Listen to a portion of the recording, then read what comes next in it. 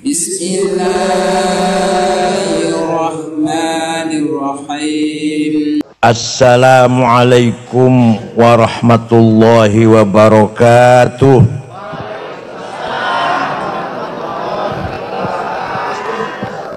Bismillah, alhamdulillah, wassalatu wassalamu ala sayyidina wa maulana wa syafi'ina wa habibina Muhammad Rasulillah wa ala alihi wa sahbihi wa man tabi'a sunnatahu wa jama'atah min yaumina hadha ila yaumil ba'ts wan nahdah.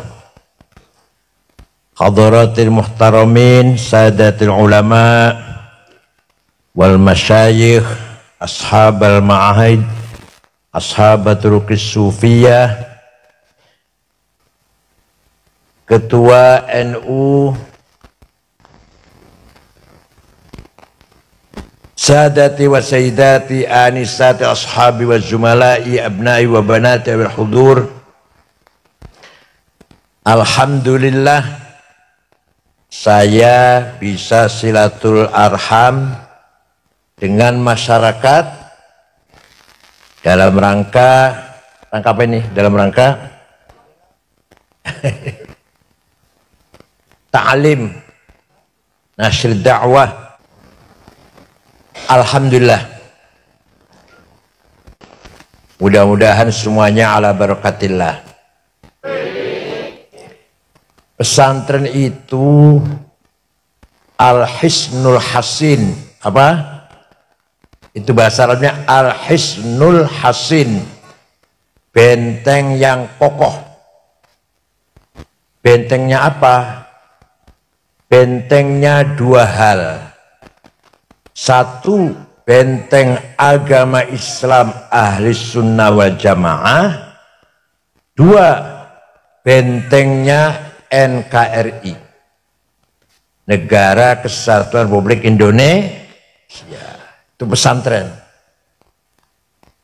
Kiai-kiai sejak dulu sangat berperan, pertama dalam menyebarkan agama Islam ahli sunnah wal jamaah, bersikap non-cooperation, tidak kerjasama dengan penjajah Belanda, sehingga para kiai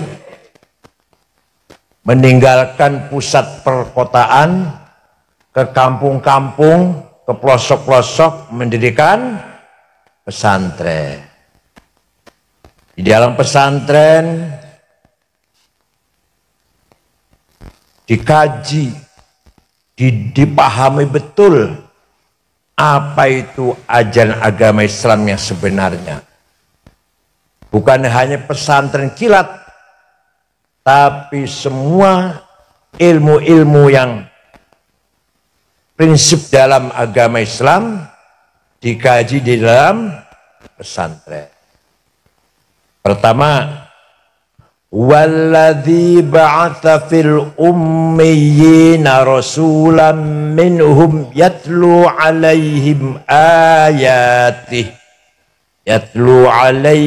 ayatihi wa yuzakkihim wa yu'allimuhumul kitaba wal hikmah wa in kanu min qablu lafi dhalalim mubin.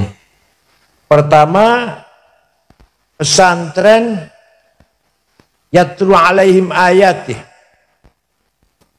Allah memerintahkan kepada Rasulullah pertama kali dakwah harus menyampaikan tilawatul Quran. Pesantren juga seperti itu, mengikuti Rasulullah. Pelajaran utama, pelajaran yang paling prinsip adalah mengajarkan Al-Qur'an dengan baca yang benar, dengan baca yang mujawwadah. Al-Quran diturunkan sebagai wahyu, petunjuk pada umat manusia, terutama umat Islam, agar membangun kehidupan yang harmonis, membangun kehidupan yang bermartabat, berperadaban, berkemajuan. Itulah kandungan dalam Al-Quran.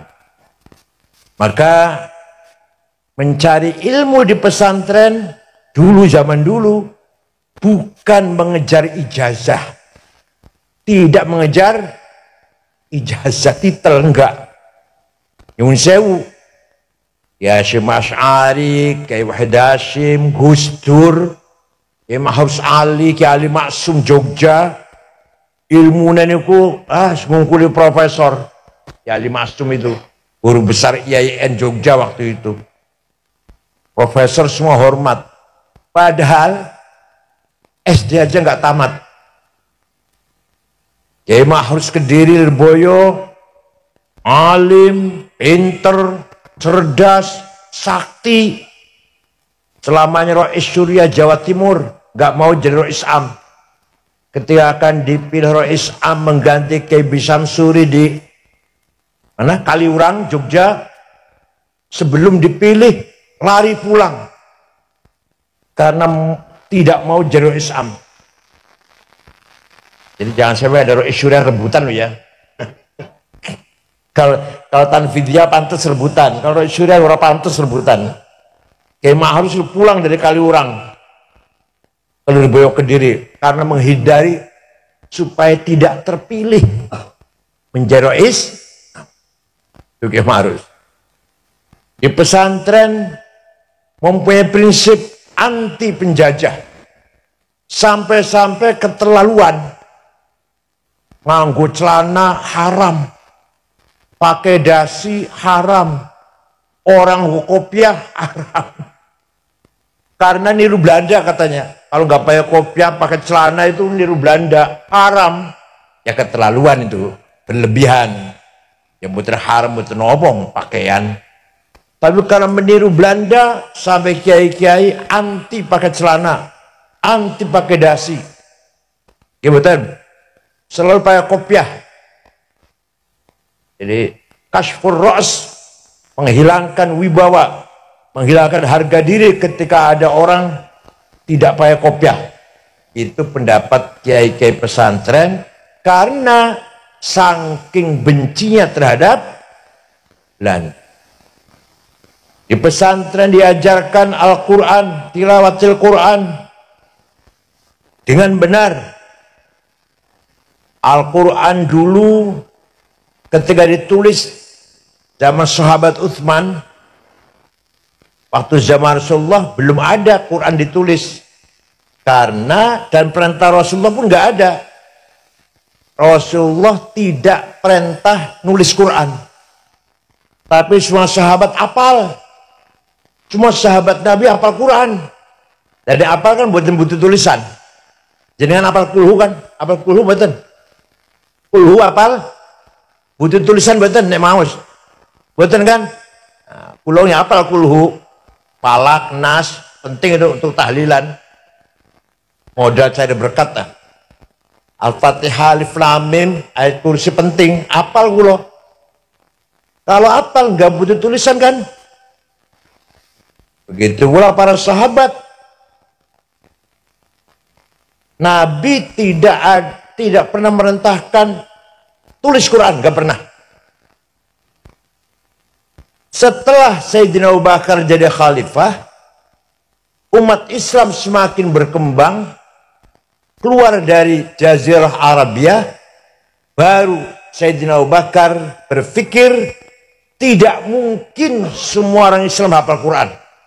Tidak mungkin, nggak mungkin. Oleh karena itu Sayyidina Abu Bakar mempunyai pendapat Quran harus ditulis. Bid'ah. Nabi orang perintah menulis Quran. Bid'ah itu. Kalau nggak mau bid'ah, hafal aja masuk. Kalau nggak mau bid'ah, ditulis oleh penulis wahyu 10 orang. Ketuanya sahabat Zaid bin Thabit, anggotanya Ubay bin Ka'ab, Ibnu Mas'ud, Ibnu Umar, Ibnu Al-As, Muawiyah bin Abi Sufyan, Sayyidina Ali, anggota itu tulis Quran.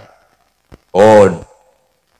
Setelah ditulis, dibagi-bagi ke setiap daerah kota. Kufah, Basrah, Mekah. Dari Madinah dibagi-bagi, dari Madinah kan pusatnya. Oh.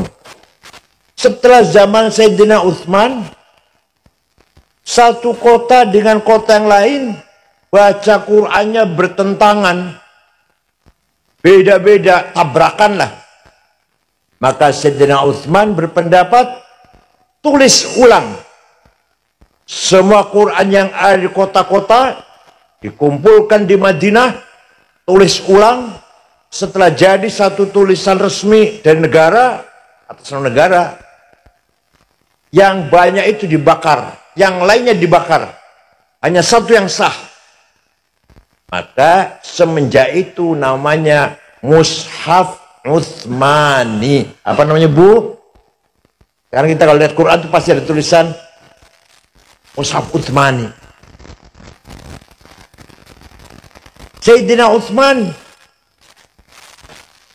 orang pertama kali menulis Quran dengan resmi dan diperbanyak.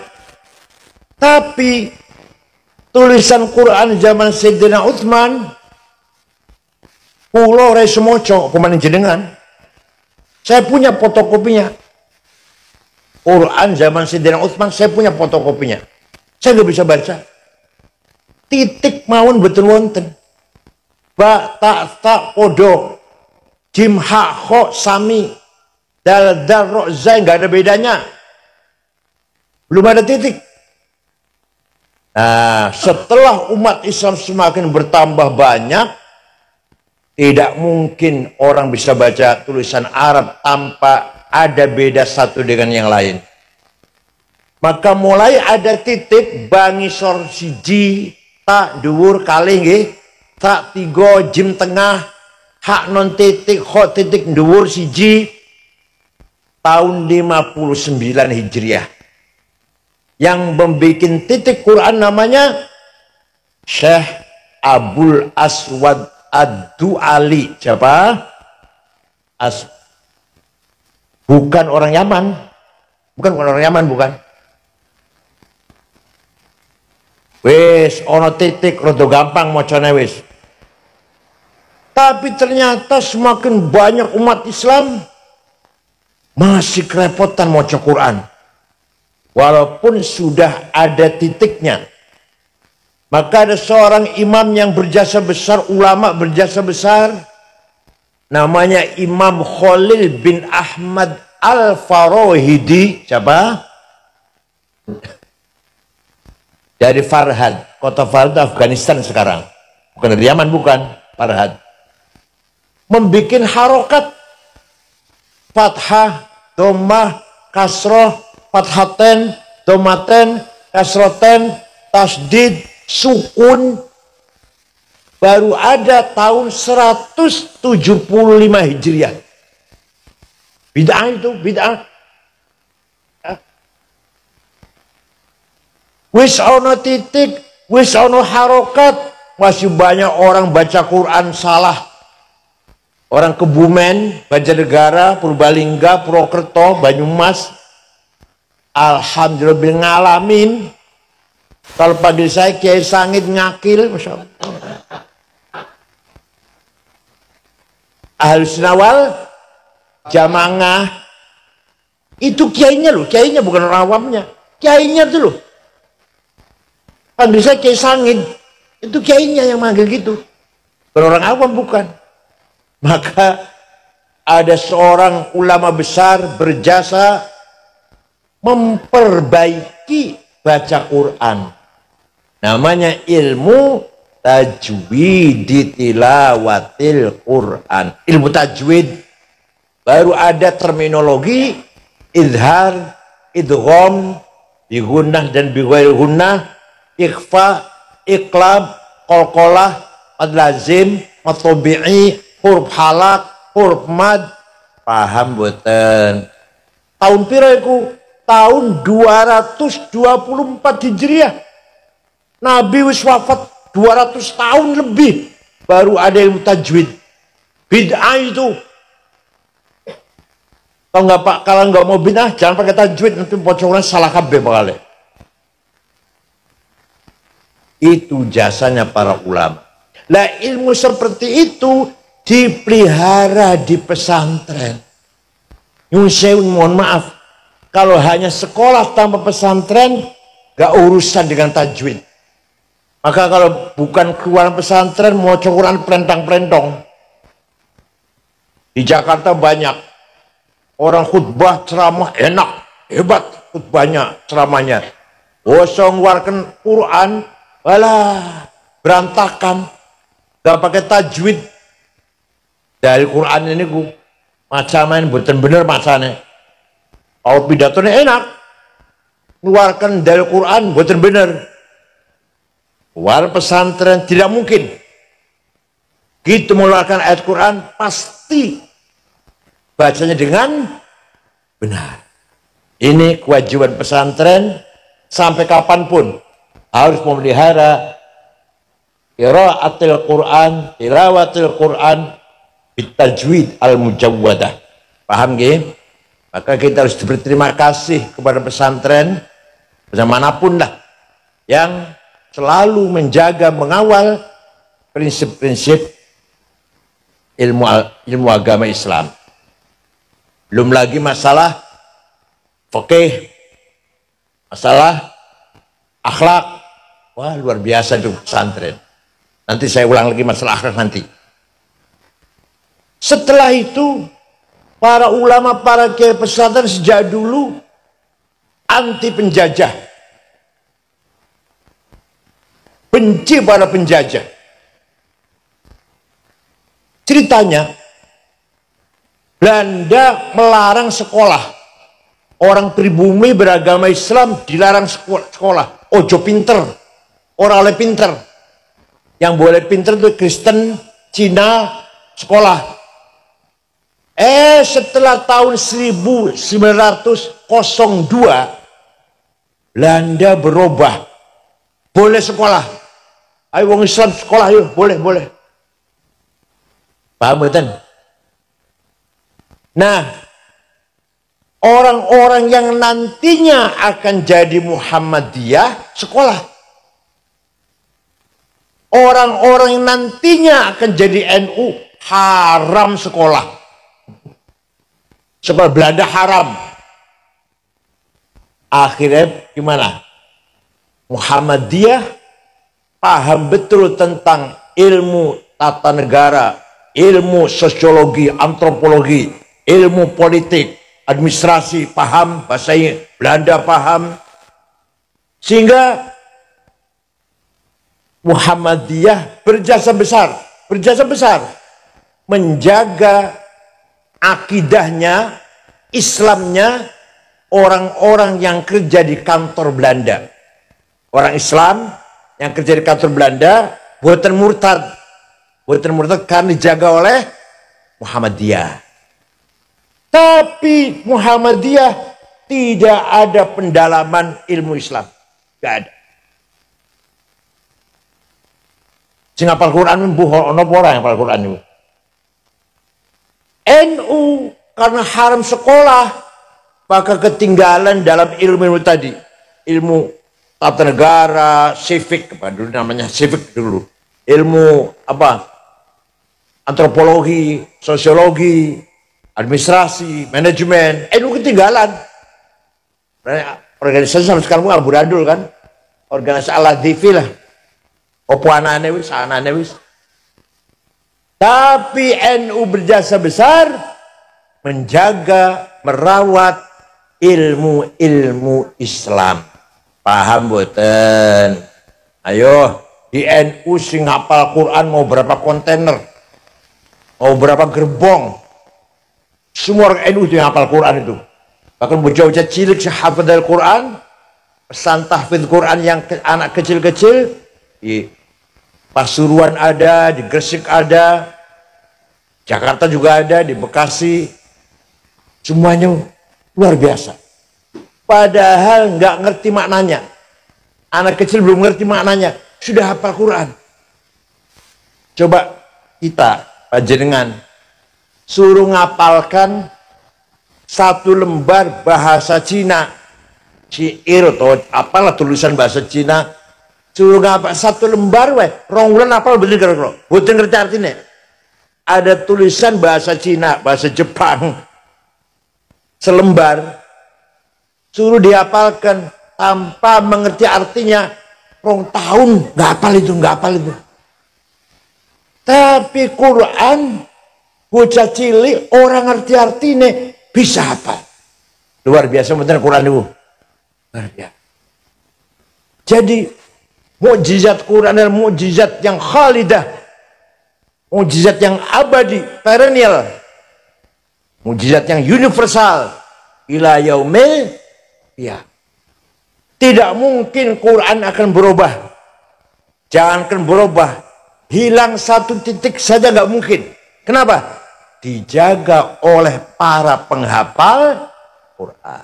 Kalau ada percetakan Quran salah, baik sengaja maupun nggak sengaja, ketahuan.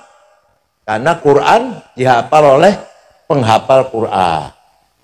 Itu hebatnya Al-Quran tuh bisa dihafal oleh orang yang bukan Arab tanpa ngerti artinya. Betul nggih?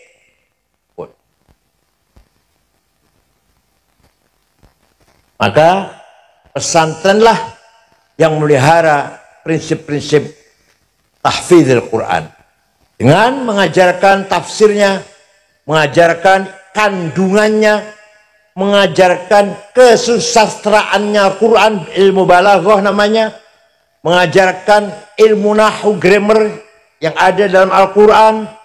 Itulah pesantren menjaga keilmuan tafaqufid. Di samping itu, tahun 1914, tahun berapa? Nah, negara Islam, dunia Islam dipimpin oleh sentral Khalifah Ottoman, Utsman Ottoman di Turki pusatnya. Tapi waktu itu wilayah Islam dikangkangi oleh para penjajah semua. Inggris menjajah Mesir, Irak, Sudan. Prancis menjajah Aljazair, Suriah, Libanon, Tunis. Libya Italia menjajah Libya. Indonesia dijajah oleh Belanda. Khalifah di Turki, la haula wala, gak bisa ngelawan, gak bisa berbuat apa-apa. Hanya Turkinya aja gak dijajah, Turkinya gak dijajah. Tapi wilayahnya ini dipretelis oleh penjajah. Nah, Kiai Hasyim Asy'ari, pendiri NU, kakeknya Gus Dur, jangan lupa kakeknya siapa? Gus Dur, Tebuireng, Jombang, punya waskito. Waskito bahasa Jawanya ya. Ini khilafah pasti bubar bakalnya. Ini khilafah ini pasti bubar nih. Kalau bubar nanti akan berdiri negara sendiri-sendiri. Nah, kalau nanti Jawa ini, belum ada Indonesia namanya. Kalau Jawi ini jadi negara sendiri, jangan sampai menjadi negara yang tidak beragama. Maka ya Hasyim Asy'ari mengeluarkan jargon, syiar yang sangat terkenal, bocah cilik pun hafal. Hubbul waton minal, apa artinya? Nasionalisme bagian dari iman kepada Allah. Artinya apa artinya? Anda nasionalis harus beragama. Anda beragama harus nasionalis. Kita nasionalis, cinta tanah air Indonesia harus beragama. Kita beragama harus cinta tanah air, nasionalis. Itu Kiai Hasyim Asy'ari menggabungkan antara teologi dan politik kebangsaan. Ulo teng Arab 13 tahun setengah. Kalau di Timur Tengah 13 tahun setengah. Dari S1 sampai S3. Tidak ada ulama yang mengatakan hubbul watonul iman. Sedunia nggak ada ini. Hanya Kiai Hasyim Asy'ari. Maka kalau di kita, Kiai Hasyim, ulama, kiai, dan nasionalis. Pahlawan nasional. Dua putra, Kiai Wahid Hasyim, ulama, hafidh Quran, Wahid itu hafidh Quran, Menteri Agama, dan nasionalis, pahlawan nasional. Dua putra Wahid Hasyim, Abdurrahman Wahid, Gus Dur, ulama dan nasionalis. Pahlawan, belum pahlawan, belum. Masih diperjuangkan. Insya Allah pahlawan nasional. Kiai Ali Ma'sum Jogja, Kiai Mahruz Boyo, Kiai Asad Syamsul Arifin, Kiai Wahab Hasbullah, Kiai Brisi Samsuri, semuanya kiai-kiai, ulama, dakwah Islam, dan nasionalis. Paham boten? Tidak ada kiai ngajarin pesantren, ngajari santrinya, ini loh cara rakit bom, betul. Kiai ini ngajarin ini loh cara ngebom ya, rakitnya ini loh ya, naruhnya masnya begini, nggak ada. Semua kiai pesantren, terutama yang NU ini, kiai NU, anti radikalisme, anti ekstremisme, dan anti terorisme. Paham bukan? Gak ada kiai ngajari supaya keras, gak ada. Karena kiai tahu, paham betul agama Islam, agama toleran, wa misi rahmatan lil. Waktu Kanjeng Nabi mimpin negara Madinah, penduduk kota Madinah, ada Arab, ada yang bukan Arab, ada Islam, ada Yahudi, 3 suku. Yahudi 3 suku. Bani Qainuqa', Bani Quraidah, Bani Nadir. Itu Nabi Muhammad, semua penduduk Madinah mendapatkan hak dan kewajiban sama. Tidak dibeda-bedakan antara Arab dan non-Arab, antara Yahudi, Islam dan Yahudi. Suatu ketika ada sahabat Nabi bertengkar dengan Yahudi di pasar. Si sahabat Nabi yang orang Islam ini nempeleng tok, mati. Rupanya jaduk dia, sakti. Nempeleng mati, orang niat membunuh orang. Nabi marah besar dengan berkata statement yang sangat keras, man qatala dhimmiyan fa ana khasmuhu yaumal qiyamah wa man kuntu khasmahu falam yashumma raihatal jannah. Barang siapa membunuh non-muslim, membunuh siapa? Maka nanti di hari kiamat berhadapan dengan saya, kata Nabi Muhammad.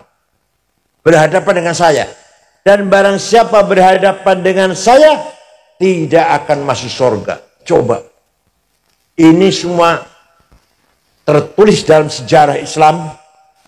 Bahwa Nabi Muhammad memberikan proteksi, jaminan kehidupan bersama di kota Madinah, Muslim dan non-Muslim. Ada lagi hadis. Laisa minna man bata sab'an wa jauja'i musliman kana aw ghair muslim. Bukan umatku, kata Nabi Muhammad, kalau orang Islam tidur perutnya kenyang, panjenengan sare dalu wareg berdahar kan, sate ayam atau sate kambing lah, bakso tak gurami, duwe tonggo kelaparan. Bukan umatku orang yang tidur perutnya kenyang, membiarkan tetangganya kelaparan, walaupun non muslim. Sampai begitu. Muslim atau muslim tanggapan jenengan, ayo kudu bareng-bareng warga tengah. Paham boten? Jadi orang yang membiarkan tetangganya kelaparan, walaupun non muslim, kita tidak peduli, kita tidak memberikan pertolongan, bukan umat Nabi Muhammad SAW. Laisa minna man bata sab'an wa jaru ja'i musliman kana aw ghairu muslim. Paham boten? Ono maneh? Contoh lagi, ada maling ketangkep, satpol namanya. Babinsa, yang itu apa namanya? Malah perempuan lapor pagi-pagi pada Rasulullah. Ada maling, Rasulullah, sudah saya masukin ke sel tuh. Ternyata malingnya anaknya sahabat besar. Anak tokoh sahabat namanya Utsman bin Mad'un, bapaknya itu. Jadi gimana? Dilepas saja ya. Ini anaknya orang besar nih, dilepas saja ya. Nabi marah. Wallahi lau saraqat Fatimatu binti laqata'tu yadaha. Usama, bukan Usama bin Laden, Usama bin Zaid namanya. Usama, seandainya maling yang kamu tangkap itu anak saya Fatimah, bawa sini, saya yang akan menghukum. Ayo wonten-wonten pejabat Indonesia ngoten niku wonten-wonten. Anak saya salah, saya hukum sendiri. Wonten-wonten ngoten niku. Kamu wonten. Ini artinya Kanjeng Nabi menjalankan keadilan kepada semua penduduk kota Madinah. Hak dan kewajiban di depan mata hukum sama. Tidak pandang bulu anak siapa, suku apa, Arab atau non-Arab, Muslim atau non. Turun ayat Quran. Wala tasubbul ladzina du'una min dunillahi fasubbullaha adwan bighairi ilm. Kadzalika zayyana likulli ummatin amalahum thumma ila rabbihim marji'uhum fayunabbi'uhum bima kanu ya'malun. Jelas sekali Quran, jelas ini. Wala tasubbul ladzina min dunillah. Jangan mencaci maki orang yang tidak menyembah Allah. Coba, luar biasa kan? Jangan menghina, jangan mencaci maki, ojo ngenyek ya, ojo ngenyek orang yang tidak menyembah Allah. Orang Kristen, orang Yahudi, orang Buddha, Hindu, Konghucu. Tidak boleh kamu caci maki. Tidak boleh. Dakwah harus diajak, tapi tidak boleh dengan cara mencaci maki. Paham boten? Ini prinsipnya ulama Nahdlatul Ulama pegang ayat ini, sehingga para ulama, para kiai NU kalau dakwah tidak ada menggunakan kata-kata yang kotor, caci maki. Boten. Boten kiai NU sing dakwah omongannya kasar, boten. Betul, gak ada. Lu Wali Songo juga kalau dakwah halus, betul nate nyaci maki orang lain. Itulah prinsip agama Islam yang dipertahankan oleh Nahdlatul Ulama. Ringkas cerita mau nih. 17 Agustus 45 merdeka. 18 Agustus rapat para pemimpin dulu. Di situ ada pembukaan Undang-Undang 45, ada 7 kata yang bunyinya dengan berkewajiban menjalankan syariat Islam bagi para pemeluknya. Wong Islam harus menjalankan syariat Islam. Orang-orang non-Muslim gak setuju. Ini kalau ada 7 kata ini, berarti negara Islam kita nanti. Kiai Wahid Hasyim, anggota PPKI, Badan Persiapan Kawan Indonesia, bapaknya Gus Dur, Wahid Hasyim, pulang ke Tebuireng. Belum ada WA, belum ada SMS. Pulang ke Tebuireng, menghadap bapaknya Kiai Hasyim. Pak, gini. Ini kalau 7 kata ini tertulis jadi undang-undang, maka orang-orang Indonesia Timur yang Kristen, Katolik, yang non-Muslim tidak mau bergabung dengan NKRI. Mereka minta dicoret. Ya. Nanti malam aku tak sholat dulu, sholat hajat. Malamnya sholat hajat, pagi-pagi Wahid pulang ke Jakarta. Saya setuju 7 kata dicoret. Piagam Jakarta namanya. Coret, aku setuju kata Kiai Hasyim Asy'ari. Kenapa? Sing penting Indonesia merdeka dulu, kuat dulu, bersatu dulu. Maka kalau negara kita bersatu kuat, di atas negara yang kuat itulah kita dakwah Islam. Paham betul? Negara Indonesia bersatu dulu kuat. Di atas negara yang bersatu yang kuat ini, ayo dakwah, bangun masjid, madrasah, pesantren, pengajian, sholawatan, istighothah. Sholawatan sebenarnya ojo konser. Sholawatan sebenarnya ojo konser ojo. Sholawatan sampai 200 juta, 300 juta. Sholawatan si khusyuk. Kan nembang duduk.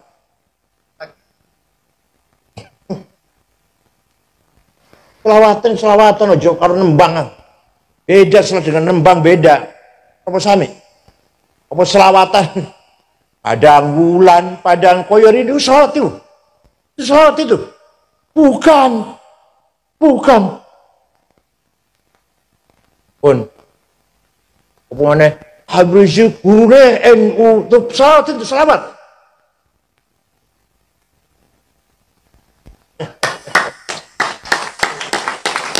Oh, Habib Rizik menghina Gus Dur buta mata, buta hati. Said Akil bego. Ini bego. Ya gak apa-apa, saya dikatakan bego gak apa-apa. Kalau Gus Dur katakan buta hati, kita gak terima. Kalau betul, semua orang menyaksikan betapa Gus Dur orang yang ikhlas, bukan geragas, bukan tamak, bukan rakus, orang yang sederhana. Gus Dur itu selesai jadi presiden hanya punya uang 35 juta. 35 juta rupiah mantan presiden. Itu Gus Dur itu. Ya Allah, betul orang kayak Gus Dur enggak punya kartu kredit bank, betul enggak ada. Kartu bank itu betul enggak ada Gus Dur. Buku agenda nulis apa? Selama kesana sini enggak ditulis, dihafal semuanya. Besok Bumen, besok Cilacap, hafal deh. Tanggal sekian sana, tanggal sekian sini. Surabaya, Sidoarjo, Gresik. Betul nanti ditulis. Kalau tak tulis, kalau tulis lali aku. Nomor HP ribuan hafal. Asal wis kenal. HP nomor sampean piro? Ini 081199 hafal bisa. Betul nanti tulis nomor HP-nya orang itu. Nanti ada keliru, sedikit kelirunya. Apa 85, apa 58, gitu aja kelirunya. Masya Allah, luar biasa. Ngono buta hati gitu. Kata Rizik, buta hati Gus Dur itu. Betul buta hati. Kalau buta mata, yang menjadikan Gus Dur buta mata, Allah Ta'ala. Robat kesana kemari sampai ke Mormon, satelit Amerika, rumah sakit besar, dia buatan sembuh, buatan waras. Sendiriku, kersane sendiriku, kersane sendiri. Gusti, nggak boleh menghina kayak gitu, nggak boleh. On. NU waktu itu menerima 7 kata dicoret demi negara ini kuat dulu. Kalau sudah kuat, ayo dakwah. Makanya Masya Allah, kita ini negara Pancasila Bu. Mau ngaji, istighothah, sholawatan, bangun pesantren, dipersulit badan. Malah bangun masjid orang usah IMB malah. Jangan salah, jangan salah orang IMB. Tapi ayo rata-rata orang bikin pesantren masih IMB betul. Boten apa IMB menjadi di sini. Kabang IMB belakangan diatur.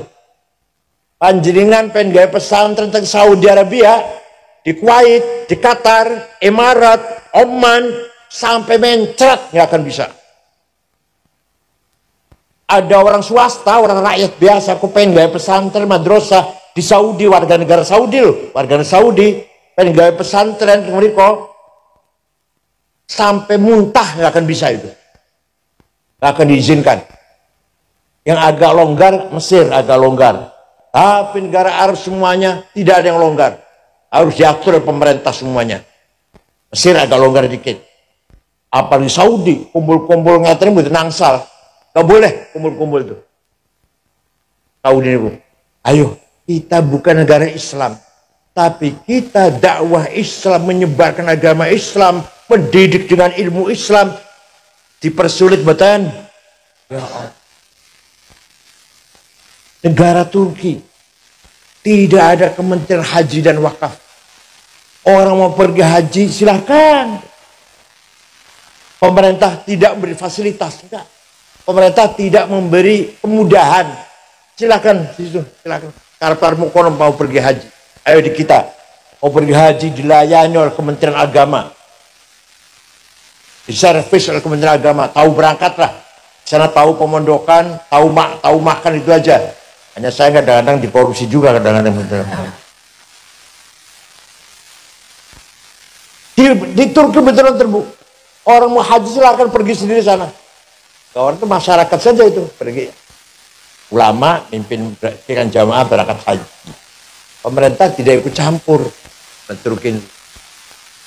Di kita alhamdulillah di atas tanah air yang berdasarkan Pancasila, bukan negara Islam, tapi kita mengamalkan agama Islam, tidak dipersulit, bahkan diberi fasilitas kemudahan-kemudahan. Paham betul? Ini pemerintah galak, Bu. Ini pemerintah kita galak. Bangun masjid, madrasah, pesantren, harus IMB dulu, izin bangunan dulu. Ayo, ono ora? Ayo pesantren ono IMB ora? Wonten jenengan wonten. Syukur kalau ada. Kebanyakan enggak ada pesantren, madrasah, bahasa orang ono IMB, musola ono IMB ora? Musola. Ora ono, ora IMB-IMB-an lah. Itulah perjuangan kita dulu, memperjuangkan agama dan perjuangkan keutuhan, kekuatan, kesatuan Republik Indonesia.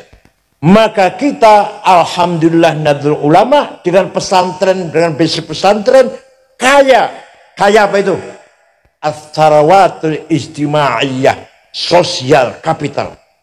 Masanya, pengikutnya, anggotanya sangat banyak. Banyak betul? Kata betul, kekayaan itu harus dipelihara itu. Pelihara. Konon katanya jumlah NU itu 104 juta. Ini yang ngomong LSI loh, lembaga survei yang keren LSI. Dari mana? Orang di TPS, orang kalau keluar dari nyoblos partai, keluar tanya organisasinya apa. Ternyata hasilnya 104 juta ngaku NU. Ternyata itu. Ini merupakan kekayaan luar biasa. Tapi saya sendiri 10 tahun jadi ketua PBNU masih kangelan. Masih kesulitan bagaimana memanfaatkan, berdayakan warga yang sangat banyak ini. Dan nggak usah besar-besar PB lah. Ayo, warga yang dipelihara sebagai kekuatan civil society. Bukan kekuatan politik, bukan. Society yang ikut andil memajukan masyarakat. Pendidikan, budaya, olahraga, dan seterusnya. Agama. Siap? Bukan politik, bukan. Ya politisi, ya kalau ada kesempatannya jadi bupati, enggak ya orang popos lah. Gimana? Enggak apa-apa. Ada kesempatan yang maju bupati, orang ya wes. Dipilih jadi DPR, orang ya orang popo. Tapi yang paling penting NU itu andil dalam membangun masyarakat yang keren, bermartabat, pemudanya sarjana semua. Itu loh, orangnya kaya semua. Jadi dudun dong aku ya orang dong aku tidak amini. Siap, jadi itu siap jawabnya. Paham betul? Ini wajib NU mengangkat martabat masyarakat sebagai kekuatan civil society. Al-Quwah Al-Mutamaddinah bahasa Arabnya, civil society. Bukan partai politik, bukan pasukan tentara atau polisi, NU itu bukan. Tapi NU sebagai kekuatan sipil, kekuatan masyarakat, harus andil membangun masyarakat, pendidikan, kesehatan, kebersihan, ekonomi. Siap? Ketua melarat-melarat kata Masya Allah. Ini namanya as-sarawatul ijtimaiyah, social capital. Harus kita bangun, harus kita pelihara, harus kita rawat. Yang ada harus dirawat, yang akan ada, yang akan masa datang harus juga dirawat. Jangan sampai anaknya orang NU tidak jadi NU. Bapaknya NU, anaknya anti NU. Wonten? Ini bahaya nih. Ayo kita rawat Pendidikan, akhlak, moral, sampai ekonomi, budaya, martabat masyarakat. Kira-kira nomor 1 di Indonesia ini.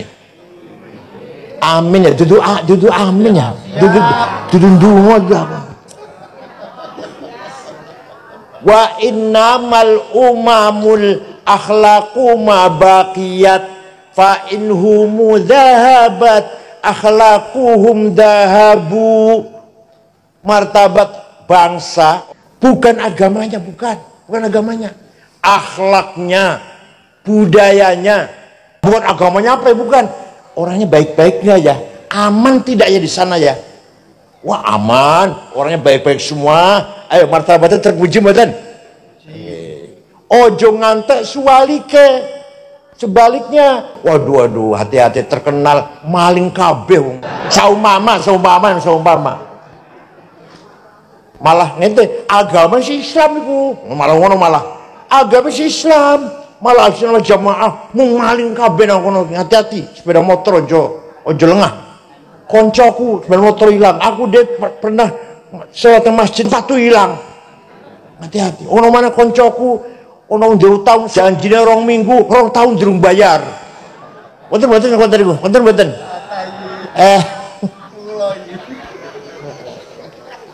Ya Allah. Ayo. Saya pernah pergi ke negara Mali, Afrika Barat. 6 ormas diundang. NU, Muhammadiyah, Al-Irsyad, PUI, Nahdlatul Wathon. Berangkat ke sana 23 jam. Saya yang memimpin saya.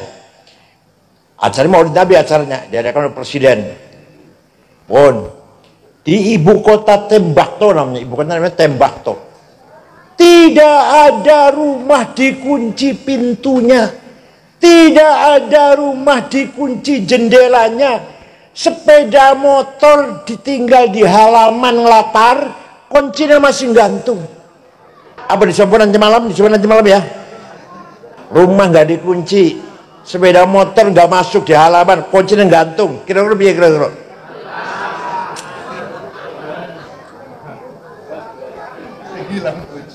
Saya pernah pergi ke Australia tahun 2012. Ya, puter-puter kota-kota sampai 6 kota lah. Terakhir di ibu kota Sydney, selama di masjid besar, tadinya gereja jadi masjid. Pada zuhur sampai asar di situ ngobrol-ngobrol. Pada asar belanja oleh-oleh. Besok mau pulang besok. Ya, kaos lah, gantungan kunci, dapat 1 kardus oleh-oleh, anduk. Bawa ke hotel diberesin. Ternyata HP kulo hilang. Nang di HP iki. Golek pojok-pojok kasur, pojok sampah-sampah, buter wonten, ya wis hilang ya wis lah. Besok pulang Jakarta beli lagi. Pasrah wis hilang wis. Jam 9:30 saya mau tidur, ada orang ketok pintu. Saya buka, petugas hotel, dan ada 1 orang membawa HP saya. Ini HP-nya Bapak ketinggalan di toko saya. Dari tadi saya cari siapa yang punya ini. Kira-kira HP ketinggalan piye?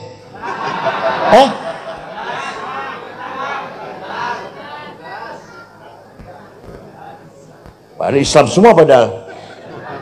Haruslah jemaat semua padahal. Oleh karena itu, yang mengangkat martabat bangsa Indonesia akhlak dan moralnya, bukan agamanya. Paham betul? Jepang agamanya bukan Yahudi, bukan Kristen, bukan Islam, bukan Hindu, bukan Buddha. Namanya agama Shinto namanya. Tapi di Jepang tidak ada jambret, copet, begal, penodong, calo. Betul wonten? Iri wonten calo wonten? Wonten calo wonten? Pejabatnya tidak ada yang korupsi. Bukan takut neraka, nggak ngerti neraka orang Jepang. Bukan takut neraka, nggak ngerti neraka. Apa? Malu. Saya kalau korupsi ketahuan lebih baik bunuh diri. Apa namanya? Pakai dengan perutnya dulu bunuh diri. Kalau korupsi ketahuan malu, bunuh diri orang Jepang. Bukan tahu neraka, bukan. Di ibu kota Tokyo ibu kota sama ramenya ku, segitu ramenya. Betul wonten polisi jaga jalan, betul wonten supir tertib semua. Coba kalau di kita Jakarta 3 hari aja polisi libur, wah tabrakan tok sini. Padahal agamanya apa itu Shinto, bersih, nggak ada puntung rokok di jalan. Orang Jepang ngerokok semua rata-rata karena dingin, udaranya dingin, rokok semua. Tapi semua tertib, dibuang di tempat sampah masing-masing. Itu orang Jepang, tertib. Tidak ada ngantri duluan, yang dulu depan, yang belakang merasa belakangnya di belakang. Itu di Jepang, tertib, bersih, ya Allah, sopan. Paham betul?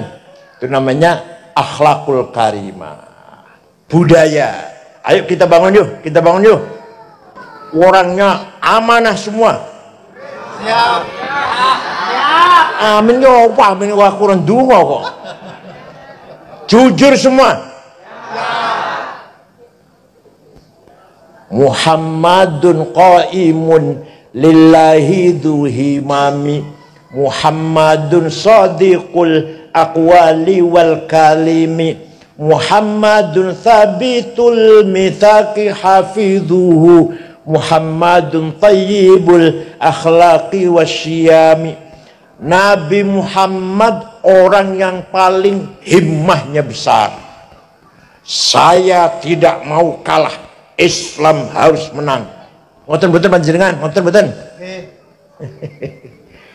Suatu ketika dinasihati oleh pamannya Abu Thalib. Abu Thalib itu bapaknya Sayyidina Ali, pamannya. Muhammad, leren disik dakwahnya. Kamu tuh akan dibunuh oleh Abu Jahal CS. Kalau jenengan piye? Kalau jenengan kira-kira. Jangan pada dipatahin dulu jenengan. Libur ya, libur, mandek ya. Nabi jawab, wallahi law wad'u syamsa fi yamini wal qamara fi yasari ala an atruka hadzal amr ma taraktu hatta ahlika duna. Demi Allah, seandainya mereka itu meletakkan matahari tangan kananku, bulan di tangan kiriku, agar aku berhenti dakwah, oh tidak akan berhenti sampai Islam menang. Ini bukan Nabi niku. Ngoten-ngoten panjenengan. Boten. Muhammadun shadiqul aqwali wal kalim. Nabi Muhammad tidak pernah bohong. Kalau beliau satu kali saja bohong, Allah akan melaknati. Allah badai melaknati kanjeng Nabi kalau Nabi Muhammad bohong. Selama hidupnya nggak pernah bohong, jujur. Ya Allah, jujur itu penting. Sidik, bahasa Arab apa? Sidik. Penting. Gampang ngomongin tapi angel ngelakonan ini. Gak usah negara lah, keluarga saja. Wong lanang mboten jujur, istri ribut.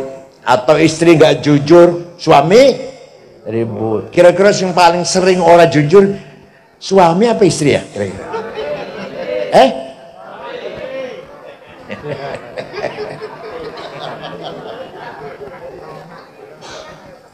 Gak sembarangan masalah sidik nih. Ayo kita bangun husnul muasyarah. Apa namanya? Husnul muasyarah.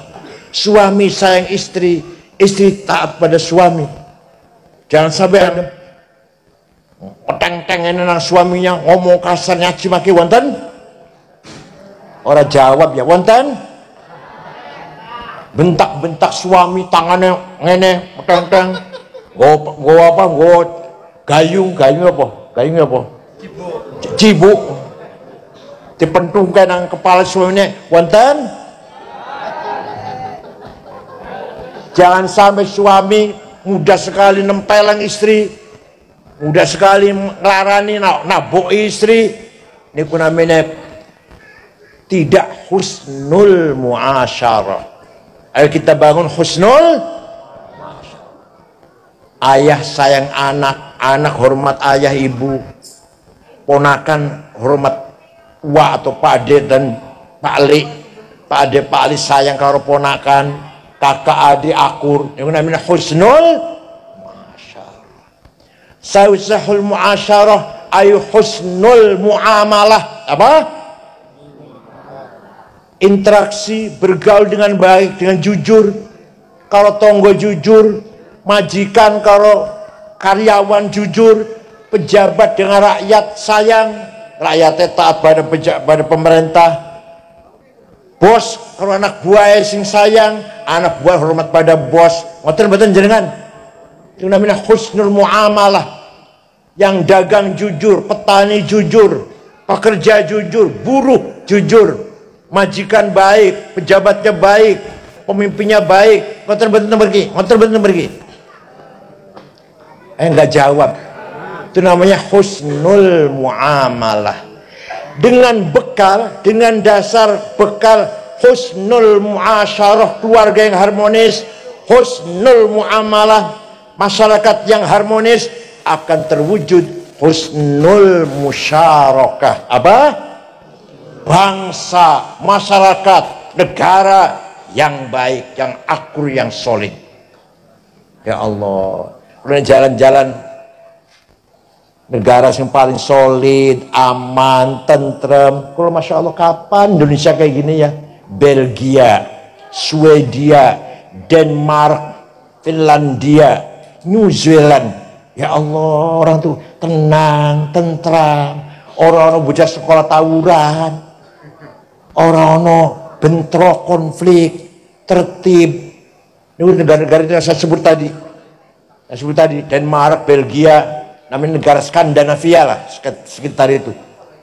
Tertib, bersih, akur, rukun, jujur. Pengusaha besar terang-terangan, saya hartanya sekian, maka pajaknya sekian.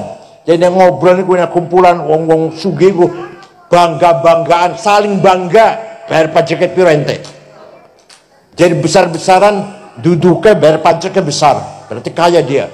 Di sini malah konglomerat ngemplang pajak semua itu rata-rata. Ya Allah, ini kapan terjadi sidik ya? Dengan hilangnya sidik, kalau sidik hilang, minyak goreng hilang. Boso sidik hilang, Setia Novanto, ketua DPR RI, ketua umum Golkar, ngemplang 2,5 triliun. 2,5 triliun. Masih kurang. Ditambah lagi Kominfo, Kementerian Komunikasi dan Info, 8 triliun. Hilang itu. Gara-gara sidik hilang, gara-gara sifat sidik jujur hilang, 8 triliun. Masih kalah RPEI 11,5 triliun. Masih kalah Indosuria 72 triliun. Masih kalah Pertamina 193,7 triliun. Waktu zaman Pak Harto Orde Baru korupsi ada, tapi paling miliaran paling. Ya ratusan miliar deh, ratusan miliar. Waktu zaman Pak Harto. Sekarang berita korupsi miliar bukan berita nggak menarik. Ono berita bupati korupsi atau pejabat korupsi 50 miliar, orang aneh bisa orang aneh, orang berita ratusan setriliun niku 1.000 miliar, semiliar 1.000 juta, sejuta 1.000. Masih kalah maneh, Timah, PT Timah di Bangka Belitung.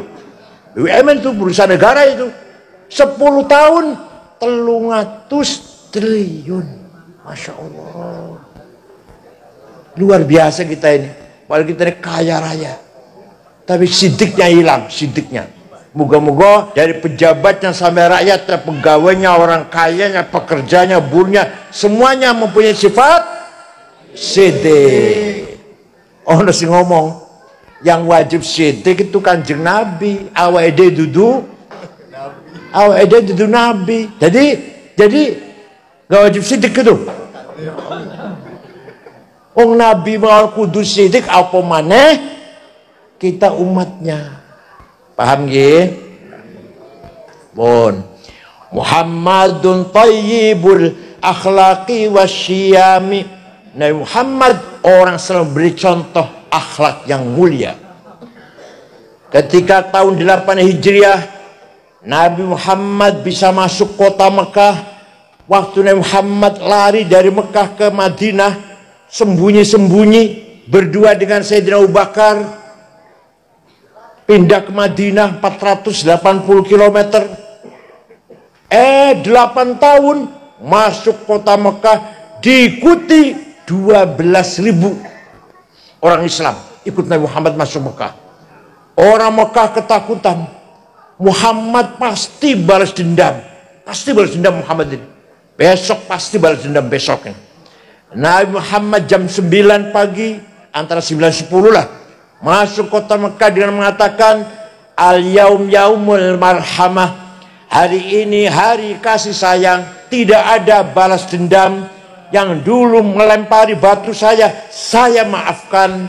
Yang dulu membunuh sahabat Yasir, sahabat Sayyidah Sumayyah, saya maafkan. Yang dulu menjemur Sayyidina Bilal padang pasir sampai kebakar badan Sayyidina Bilal, saya maafkan. Yang dulu merantai memborgol sahabat Suhaib Ar-Rumi, saya maafkan. Yang dulu menghina, saya maafkan. Akhirnya orang Mekah semua berbondong-bondong menyalami kanjeng Nabi dan mengatakan, bi abi wa ummi antal karim ibnil karim ibnil karim. Demi ayahku, demi ibuku, engkau orang mulia, putra dari seorang ayah yang mulia, cucu dari seorang kakek yang mulia. Mulia apanya? Ya akhlaknya. Semua masuk Islam. Orang penduduk Mekah, waktu itu Mekah paling banyak. Waktu itu kota Mekah paling banyak penduduknya. Sehingga umat Islam berjumlah kurang lebih 100.000 ketika orang Mekah masuk Islam. Dipuji oleh Allah. Masya Allah. Nyun sewu, saya ini yang muji juga banyak, nyaci maki juga banyak. Di medsos loh, muji saya banyak, nyaci maki juga nggak kurang-kurang. Yang muji tidak menjadikan saya megar, belum apa, mumbul, terbang, sombong. Yang nyaci maki tidak menjadikan saya takut, minder enggak. Kenapa?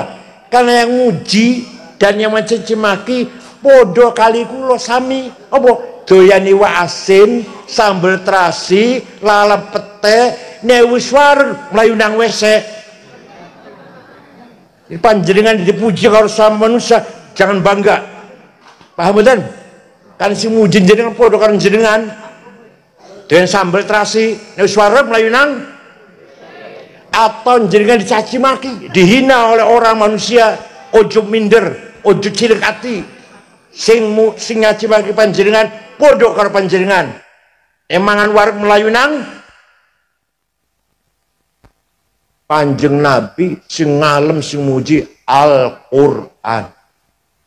Setelah Rasulullah memaafkan orang Mekah, turun surat Al-Qur'an, ayat Al-Qur'an, fabima rahmatim minallahi lintalahum walau kunta faddan ghalidhal qalbi lan faddu min hawlik fa'fu anhum wastaghfir lahum wasyawirhum fil amr fa idza azamta fatawakkal 'ala Allah innallaha yuhibbul mutawakkilin. Muhammad, kamu mulia, akhlakmu mulia, kamu ramah, kamu santun Muhammad. Maka mereka orang Mekah simpati kepada kamu sehingga masuk Islam semua. Seandainya kamu kasar, congkak, sombong, bawa pentung, sweeping, takbir, lan faddu min haulik, niscaya orang Mekah lari meninggalkan kamu Muhammad. Tapi kamu ramah, kamu santun, mereka semua masuk Islam. Idza jaa nasrul fatah wa ra'aitan nasa yadkhul fi din afwaja. Lihat Muhammad, wa ra'aitan nas, lihat Muhammad, orang Mekah masuk Islam semua, yadkhul fi din afwaja. Karena apa? Akhlakmu yang mulia. Paham boten? Allah. Itu ajaran Nabi Muhammad yang sebenarnya. Oleh karena itu, kapital sosial, social capital, modal masa ini harus kita bimbing terutama dalam akhlaknya. Agar orang NU menjadi teladan, akhlaknya mulia. Siap? Awas kalau nggak siap, ini ketua NU-nya sini. Awas kalau orang NU ada yang maling, ada yang copet, awas. Ayo pelihara, ketua NU wajib pelihara apa? masyarakat warganya apa? Berakhlak mulia. Ya betul, siap betul. Kanjeng Nabi akhlak yang mulia. Sing ngaku turunannya cangkeme kotor. Ngaci maki. Bohong. Kurafat. Apa gedabrus, gedabrusnya. Ngakunya keturunan Kanjeng Nabi ngakunya.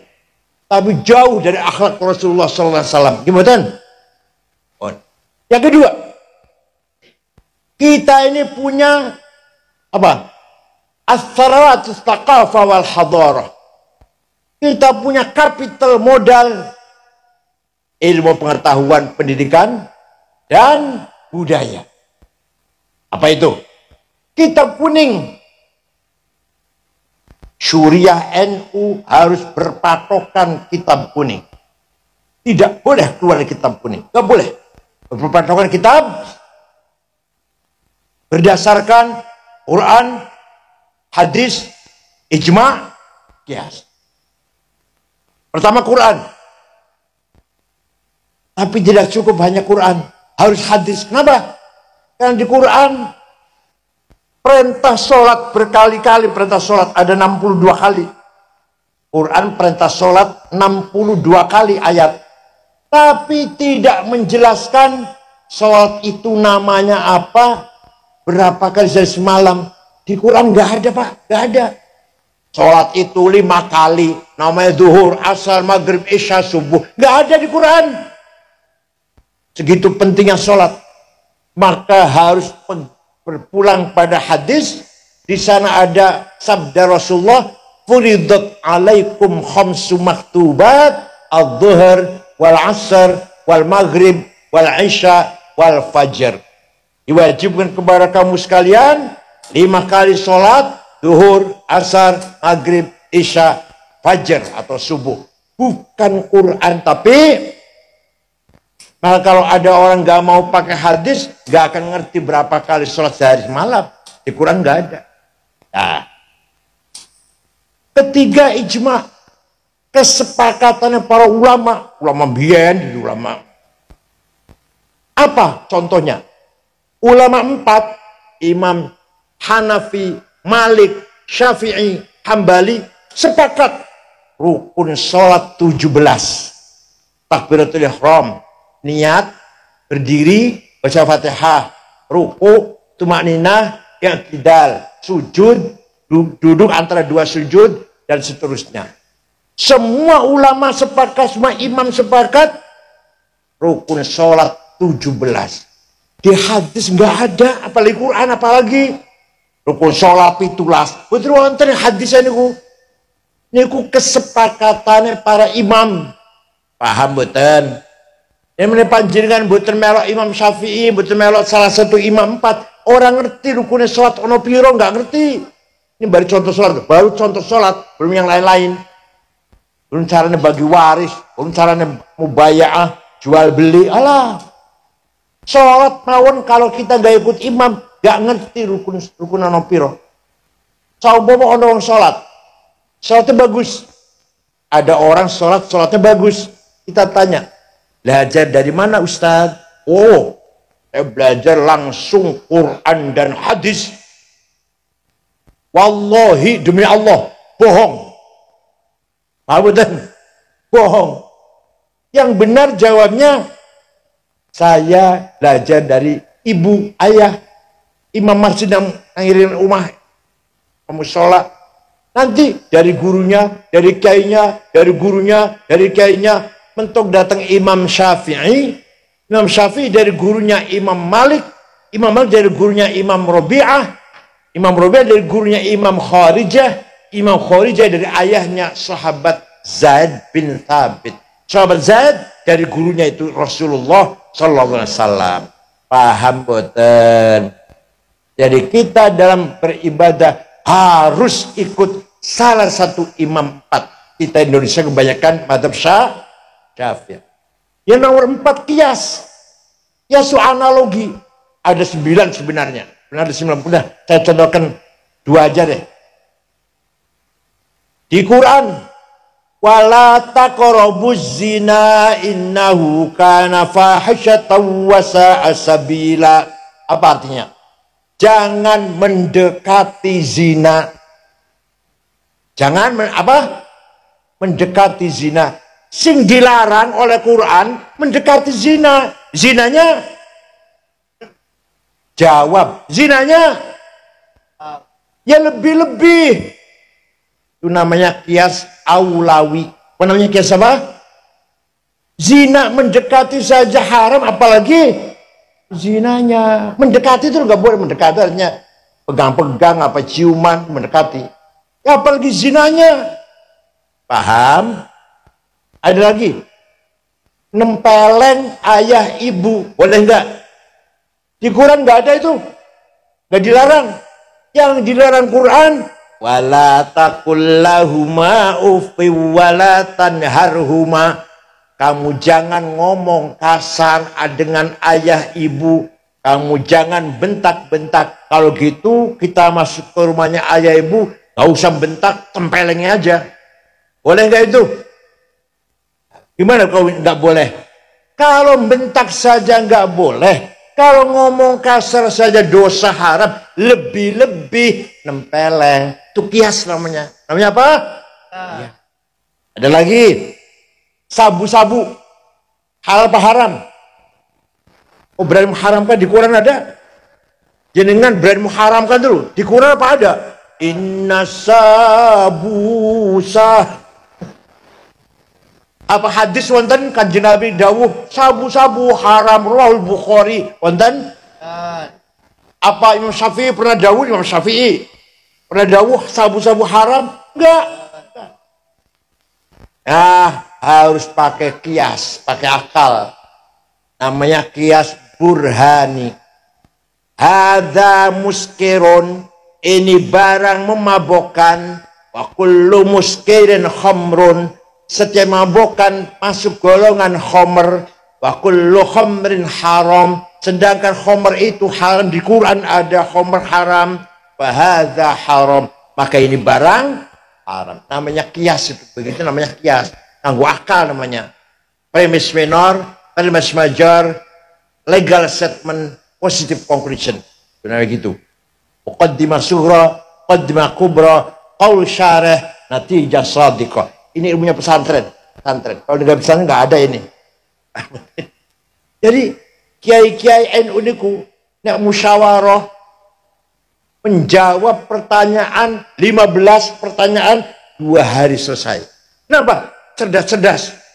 Hukumnya cloning, hukumnya Jumatan yang kantor. Jakarta itu Jumatan yang kantor, masjid muter muat. Kantor masing-masing Jumatan itu. Hukumnya piayo, jadi Jumatan kudu nang masjid. Aku nek saiki nang Jakarta nang kantor, piye hukumnya ayo?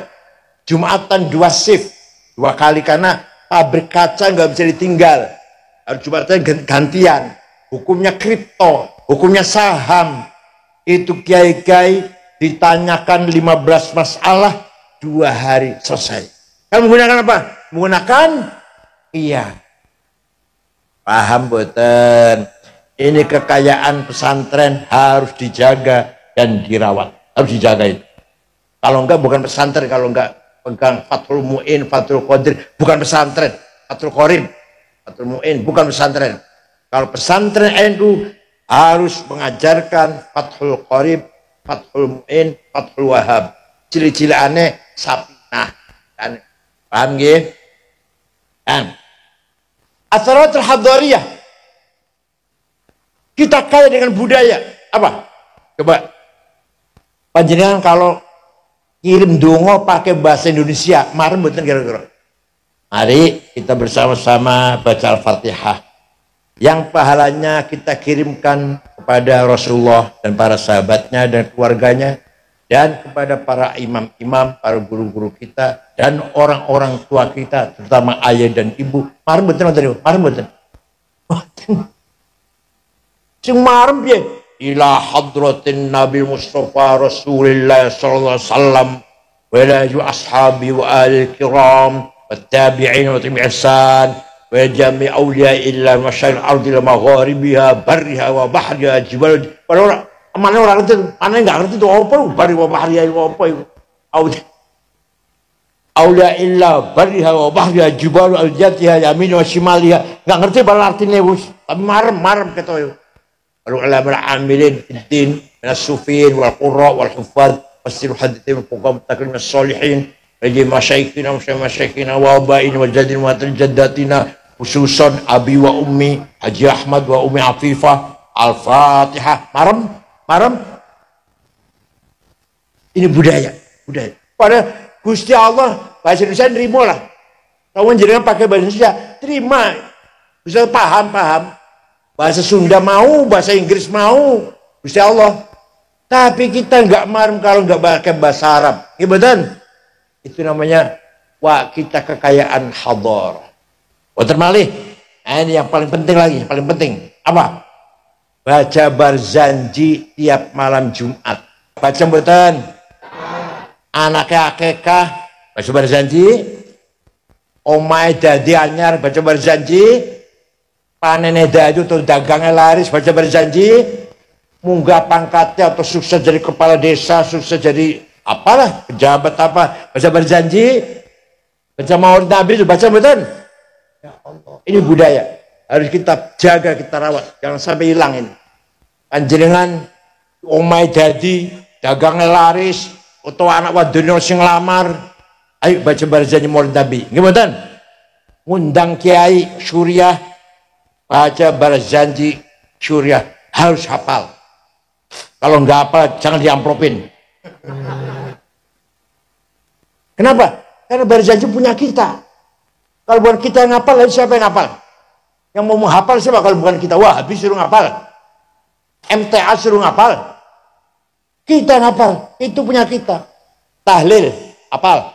Talqin, hafal. Mana kebetulan untuk dijalani, hafal. Khutbah nikah, hafal. Khutbah gerhana, hafal. Masjid jangan dikasih buku khutbah.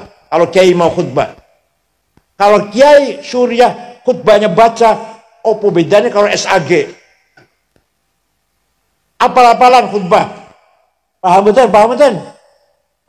Roy Surya terutama itu, Roy Surya NU harus hafal itu semuanya. Baca Barzanji hafal-hafalan. Syukur-syukur apal burdah betul panjenengan. Ada seorang namanya Syekh Abu Sa'id Muhammad Al-Busiri, orang Iskandariyah. Gurunya namanya Abul Abbas Al-Mursi. Al-Mursi gurunya namanya Abul Hasan Asyadili. Asyadili gurunya Abdus Salam bin Masyish. Abdus Salam bin Masyish gurunya Syu'aib Abu Madyan Al-Ghawth. Syekh Al-Busiri sakit sebulan. Orang iso tangi, setruk. Suatu malam ngimpi jumpa Rasulullah. Panjenengan sering ngimpi jumpa Rasulullah? Jawab sering. Nek jumpa pocong? Ya Rasulullah, saya sakit sebulan gak bisa bangun, setruk. Saya punya nazar akan membuat syair qasidah yang tujuan isinya memuji-muji engkau. Minta izin Rasulullah. Ya silakan, saya izinkan. Silakan. Seminggu ketemu ngimpi maneh. Sudah selesai Rasulullah. Coba dibaca, saya ingin dengar. Dibaca. Selesai dibaca, fatabassama Rasulullah sallallahu alaihi wasallam. Rasul tersenyum. Wa masaja sadahu, ngusap-ngusap badane, fata'affa fauron. Besoknya bisa berdiri, bisa jalan, bisa lari. Percaya mboten? Nek percaya kalau ngalih dongeng wis. Percaya mboten? Ini namanya syafaat Rasulullah sallallahu alaihi wasallam. Nanti budaya apal mboten? Amin tadzakuri jironim bidhi salami mazatadam anjaro min muklatim bidami am habbatir rihu min tilqai kadhimatin wa aumadhal barku fi dhalma'i min idhami famali aynaika in qul takfu fahamata wa mali qalbika in qul tastafik ya himi ayah sabus sob boten apal. Sing apal apa saya aku melok wis sing apal apa dangdutan. Amin tardakuri jiran bidzikr salam, ini artinya nih. Kenapa engkau selalu menangis tiada henti-hentinya sampai air matamu bercampur darah? Apakah karena engkau sedang rindu kangen pada perempuan yang ada di dusun di Salam? Atau karena engkau teringat suatu hari panas, angin bertiup kencang di desa Kadhimah? Atau karena engkau teringat malam gelap gulita berkilat di desa Idom? Kenapa tidak mau makan, gak mau tidur kamu? Gelisah terus, nangis terus. Pasti kamu lagi mabuk cinta. Pasti lagi mabuk? Ayo ngaku saja. Jawabnya, na'am saro taifuman ahwafa arraqani wal hubbu ya'taridul ladzati bil alami. Benar, saya lagi mabuk cinta sampai rasa rinduku menjadi penyakit. Tapi kalau kalian tahu siapa yang sedang kucintai, yang sedang kurindukan, pasti kamu akan memaklumi. Siapa sih yang sedang kamu rindukan? Siapa? Sampai nangis terus, bercampur darah, gak enak makan, gak enak tidur. Yang sedang kutangisi, yang sedang kurindukan adalah Muhammadun Sayyidul Kaunaini Wattaqalaini wal fariqaini min urbin wa min ajami. Nabiyunal amirun nahi fala ahadu abarra fi qawli la minhu wa la na'ami huwal habibul ladzi syafa'atu. Wis ikut terus ngapa? Da'a ilallahi fal mustamsiku nabihi mustamsikuna bihablin ghairi munfasimi faqan nabiyina fi khalqin wa fi khuluqi falam yudanuhu fi ilmin wala karami. Yang sedang kurindukan, yang sedang kutangisi adalah Sayyiduna Muhammad sallallahu alaihi wasallam, Sayyidul insi wal jin, Sayyidul arabi wal ajam, Sayyidud dunya wal akhirah. Dialah yang kuharapkan pertolongan syafaatnya ketika kita menghadapi problem kesulitan besar. Paham boten? Boten paham. Percaya boten? Quran bersabda berfirman, walau annahum idzalamu anfusahum ja'uka fastaghfirullaha wastaghfara lahumur rasul lawajadullaha tawwabar rahima. Wong sing akeh dosane, aku contohe kula contohe. Wong sing akeh dosane, contohe kula istighfar datang kepadamu Muhammad, istighfar di depanmu Muhammad, dan kamu ikut juga memohonkan ampun untuk orang itu, lawajadullaha tawwabar rahima, pasti Allah mengampuni dosanya orang itu. Di panjenengan umroh jalan teng Madinah istighfar ngarepe Kanjeng Nabi ngreko, lajeng Kanjeng Nabi ndukung ACC setujulah jenengan diapura dosane, Allah pasti ngapura dosane panjenengan. Percaya boten? Itu berarti Kanjeng Nabi bisa memberi syafaat kepada siapa yang ia hendaki. Jadi yang paling penting Rasulullah setuju, yang paling penting. Kalau Rasul nggak setuju, bulu. Yang penting istighfar. Kanjeng Nabi mboten dukung, ya mbuh. Kanjeng Nabi dukung pasti. Lawajadul lamnya lam taukid pasti. Iku lainnya artinya pasti. Lawajadul tawwabar rahimah, Allah pasti ngapura dosa panjenengan. Itu Quran memberi pastian Nabi Muhammad punya hak prerogatif menolong umatnya siapa yang ia kehendaki agar dosanya diampuni.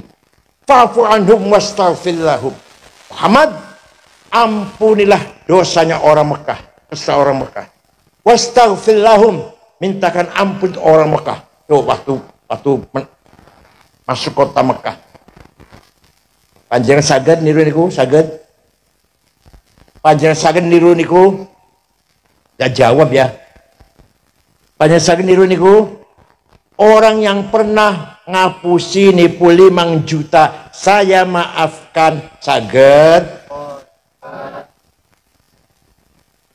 Orang yang nyilih sepeda motor boten balik, diampuni, dimaafkan, iso. Boten. Boten namu maafkan loh. Kanjeng Nabi fa'fu anhum, maafkan orang Mekah. Wastaghfir lahum, Allahumma ighfir li ahli Makkah. Ya Allah, muga-muga dosa Mekah diampura ya Allah. Panjenengan saged wong sing nipu 5 juta, muga-muga dosa diampura ya Allah. Saged.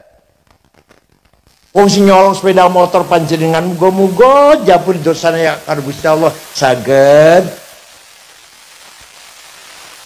Iku akhlak Rasulullah sallallahu alaihi wasallam. Ngoten nggih. Oleh karena itu sarawatil ijtimaiyah harus dijaga dengan asarawatil hadhiyah wa thaqafiyah. Ini tugas saya ini.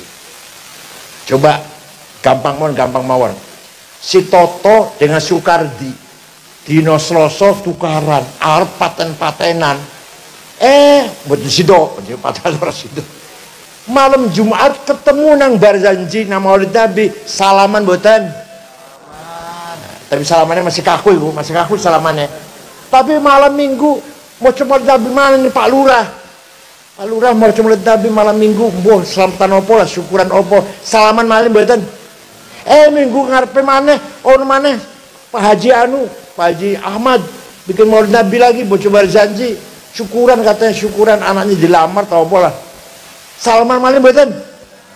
Berarti baca berjanji niku cara metode rekonsiliasi yang paling efektif, efektif, tanpa modal, murah banget, tapi bisa menjadikan kita bersatu, seduluran, saling maafkan, saling harmonis satu sama lain. Penting betul itu, penting betul. Ya. Coba orang berjanji, orang jamian, ayo dino Selasa si Sukardi saya Toto sukaran, kapan niku maaf-maafane kapan niku? Toto karo Sukardi bertengkar, meh paten-patenan. Ayo, orang-orang berjanjian. Kapan tuh maafnya? Saling maafnya kapan lu? Lebaran ya. Kita orang NU tidak. Ini namanya budaya, namanya hadarah.